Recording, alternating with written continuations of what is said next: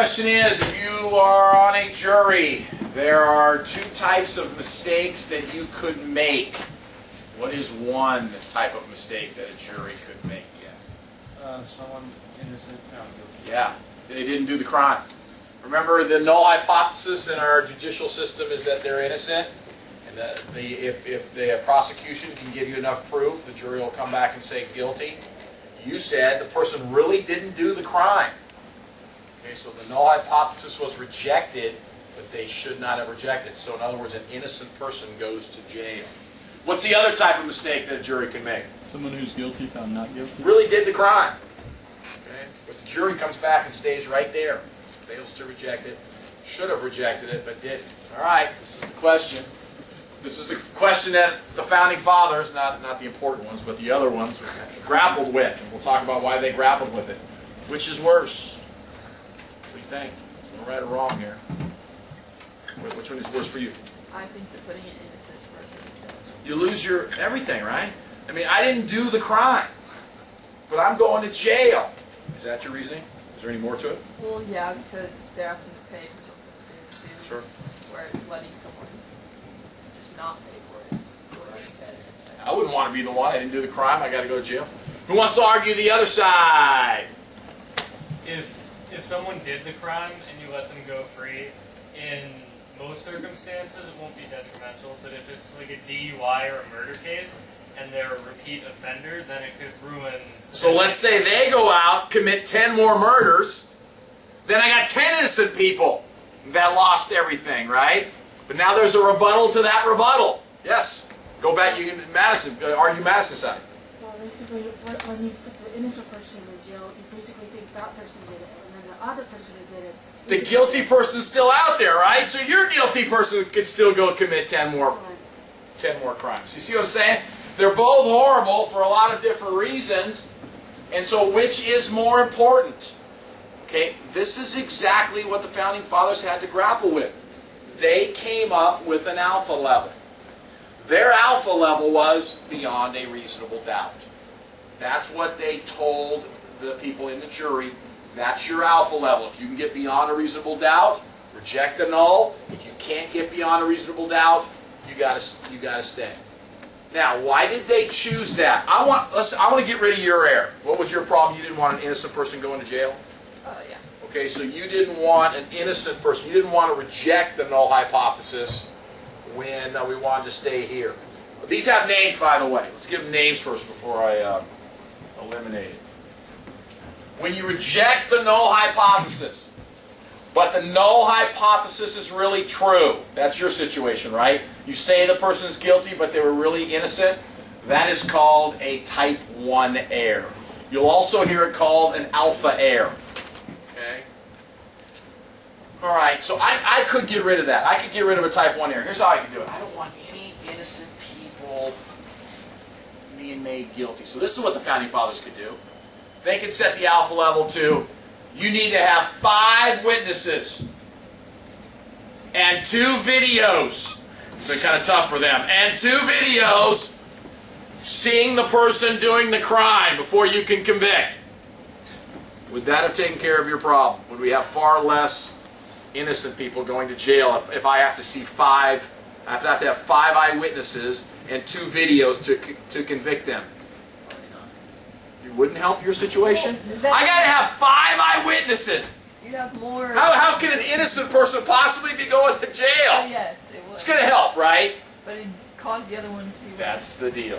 Okay, what happens when I eliminate one type of an error? Am I going to have fewer innocent people going to jail? Yes. But what's going to happen to that other type of error? It's going to skyrocket, right? I'm going to have a whole bunch of the guilty people going free. So let's say I wanted to eliminate your error. Okay, so I don't want any guilty people going free. So I could set the alpha level to, hey, if you kind of think they did it, put them on. That could be the alpha. Put them on. Now, is that going to probably have less guilty people going free? If the only thing the jurors have to say is, yeah, that person, yeah, could have done it. Guilty. Is that going to have, okay, Fewer guilty people going free. Sure. But what's that going to cause? More of the type 1 error, right? Or you're going to have a harder time getting guilty people in jail. Okay? All right, so that alpha level is extremely important. All right? All right, the other type of error we just discussed is called a type 2 error or a beta error. Now, you word this like you want. We changed the last period. I'm not happy about it. I don't like that word accepting. But maybe that'll help you to understand it. A type 2 error is when I stay here. But I should have rejected. The person really did the crime. Okay? But I didn't have enough evidence. We call that a type 2 error. All right, let's talk about what the probability of these things happening are. This is called an alpha error because when we think about it, the probability of you committing a type 1 error is whatever you set your alpha level to. Let me show you what I mean by that. Let's just take a look at this problem for a second. Let's say that they say the true mean is 4, and you have an alpha level of 2%. Okay, what does that mean now? That means that if the real mean was 4, these are all the x bars that you could get. And right up front, you're saying the most extreme 2% you get, you're going to say 4 is wrong. And it wasn't. So whatever you set that alpha level to be, that's what, before you do the problem, you're going into the problem, you're saying, you know what? I'm willing to live with being wrong up to 2% of the time. If I just happen to get a Sean Ha X bar, that can happen 2% of the time. I'm willing to make the wrong decision. So whatever you set your alpha level to up front, you're basically saying that's the probability you're going to make a type 1 error. Now, a little side note, once you then go do the experiment and you go get your p-value, that's really the chance that you're making a type 1 error. For example, remember that problem where I said somebody says the real length of name is 5 letters at Elk Grove High School? You're going to go get an X bar up here at 13, right? And so, what are the chances of getting an X bar of 13 if 5's right? No chance. So there's no chance I'm making a type 1 error, basically is what you can say. So before you do the experiment, this is your threshold you set up. Okay, once you do the experiment, actually your p-value is your real probability of making a type 1. All right, once you've set up your type 1 error, we can actually go calculate the probability of making a type 2 error. Now remember, a type 2 error is, I should have rejected, but I didn't have enough evidence. You know, let's say the person really did do the crime, and the lawyer comes in and says, let me present my case. Yeah, we think he did it. Gee, thanks, you didn't really give me enough evidence. I got to stay here. I'd be making a type 2 error.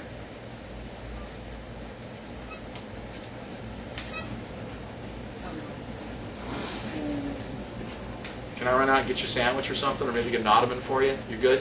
No. Fine now. Good. Fresh. Good. Type 2 error. All right, this is the process that we go through to calculate a type 2 error. Obviously a lot tougher than finding the probability of a type 1 error. Here's the big thing though. In order to calculate a type 2 error, they have to tell you what the real population mean is. You can't do this math unless you know this up front. Okay, so you've got to know this value. Red for reality. Those of you with red pens, tonight's your night. You can use pen. I'm a big fan of using red for the reality. This is the reality mean. All right, so let's go through the process. I got it kind of written out here for you. This is how you can go through the process to calculate the probability of a type 2 error. Should have rejected, but I didn't. First of all, draw what they say is true. Okay, so this is the sampling distribution for what they say is true. Give yourself some room because we're going to be keeping going. So this is the bottom of your page. Give yourself some room. All right, this is what they say is true. The true mean is 4. That means all these X bars should be right around 4. If what you say is true really is true.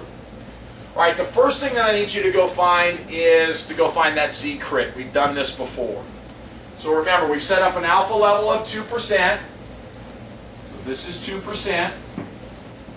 What Z-score corresponds with that picture? Go give it a try. Get your green sheets out. how many standard deviations do we need to go till we reach that boundary where the top 2% are?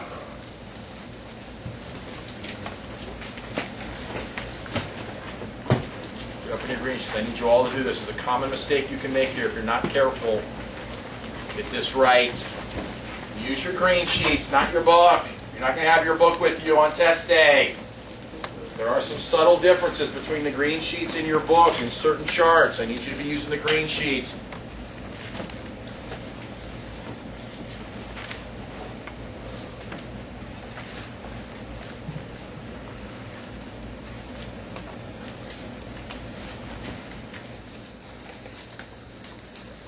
What do we got? Very good. 2.055 or something like that. That's correct. So that z-score is 2.055. I hope nobody made the mistake of like looking up 96% or something. No. If I'm looking up for the most extreme, remember this is what you see in your green sheets and this is 0.98. So remember what that means. If I go get an x-bar and I calculate the z-score, and I know it's more than that number, I'm going to be rejecting the null. That's a critical, z-score that I can compare it with. All right, well, the next thing I need you to do, and this will be somewhat new to you. Okay, I know how many z-scores that is away. Well, what does that translate in terms of the real numbers? What would that x-bar, what's that boundary for the x-bar? Okay. How we calculate that is we go to our z-score formula.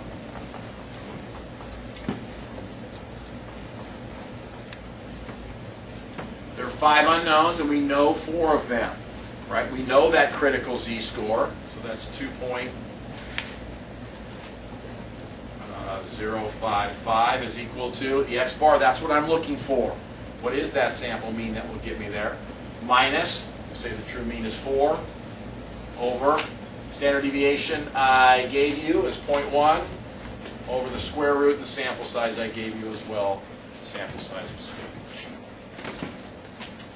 Showing a little algebra here, I need to multiply both sides by that, so I end up with 2.055 times 0.1 over the square root of 50 is equal to x bar minus 4. And add 4 to both sides. So that's the guy we put into our calculator.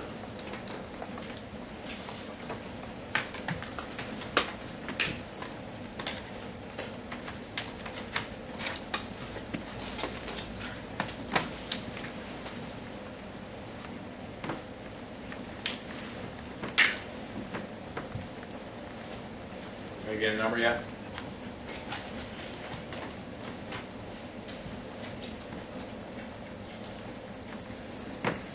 $4.03. Yeah, that's right. 4.03. 2.9.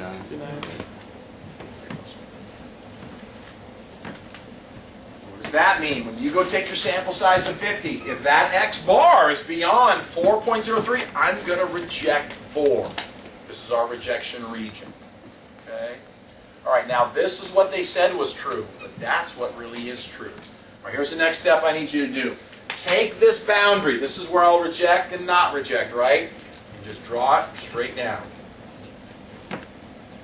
And below this picture, now I do this different than the book does, but I think it's a little bit easier to understand. Below this picture, we're going to put what the reality sampling distribution looks like. All right, so here's what I need you to do. Draw a new number line, and I need you to match up these number lines. So the first thing you put is, okay, then this is 4, and now this is the number that we need. That we did all this work to find the critical x bar because we're going to use it on this graph. So you bring down the 4.029. The real mean is 4.05, so you find 4.05 on your number line. So I'm thinking about here, right?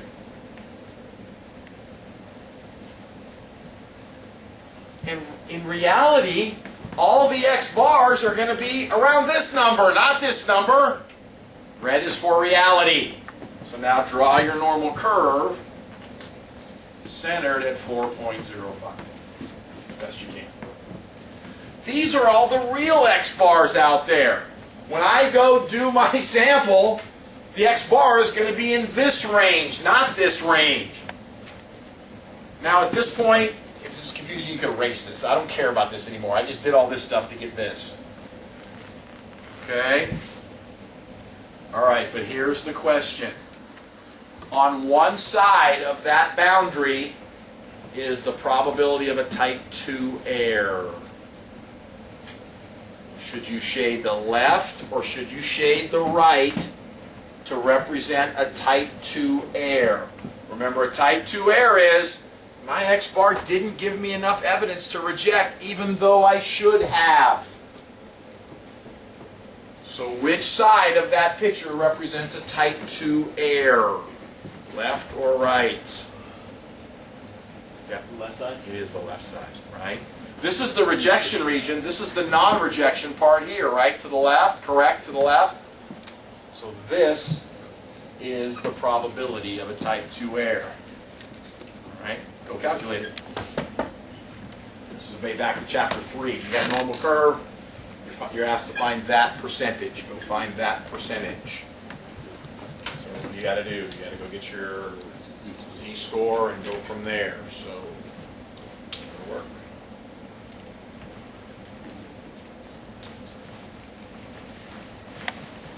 You're actually doing the z-score formula twice in this problem. That's for what they said was true to find the x-crit, and now for the reality. These are the real x-bars out there in the real world because they gave me the true mean.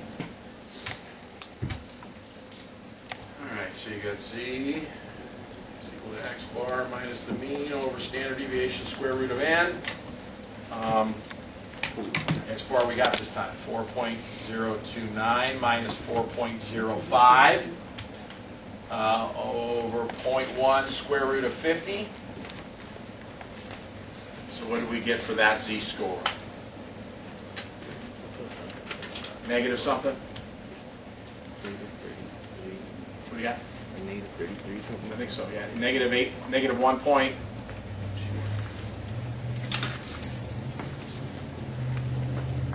We got it? 1.8, 1.6. What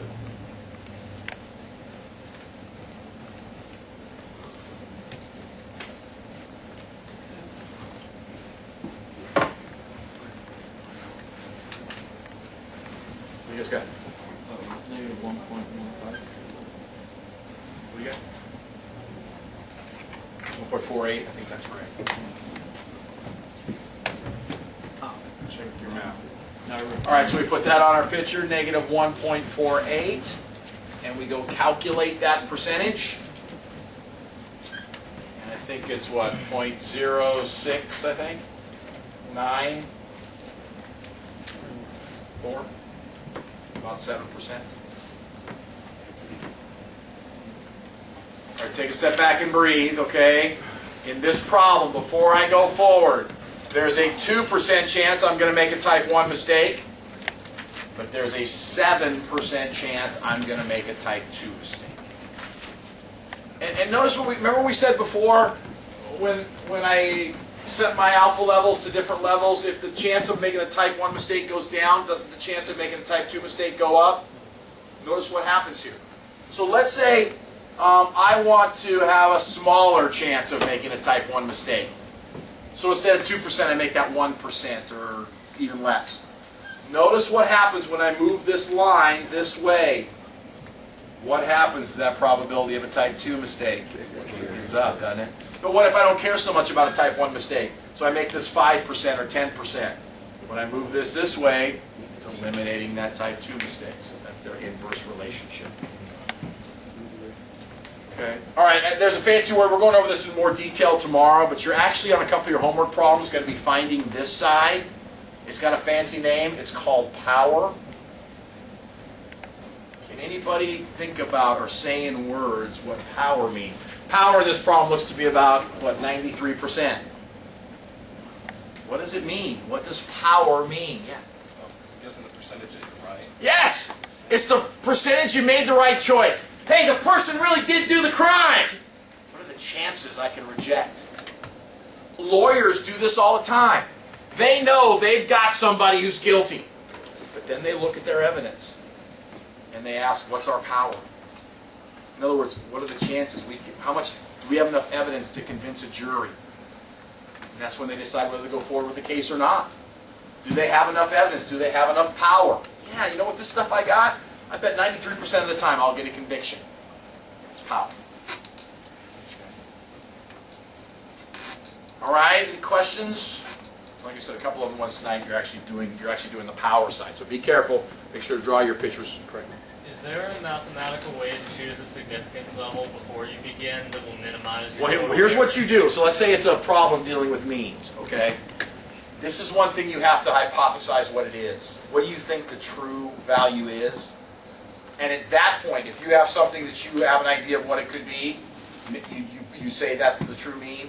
At that point, you can do these calculations and figure out the optimum way to set up an alpha level that will minimize your type 2. In general, the industry set standard for power is you want this around 80%. So working backwards, if you want this to be 80%, you want this to be 20%, you can figure out where to set the alpha level to do that.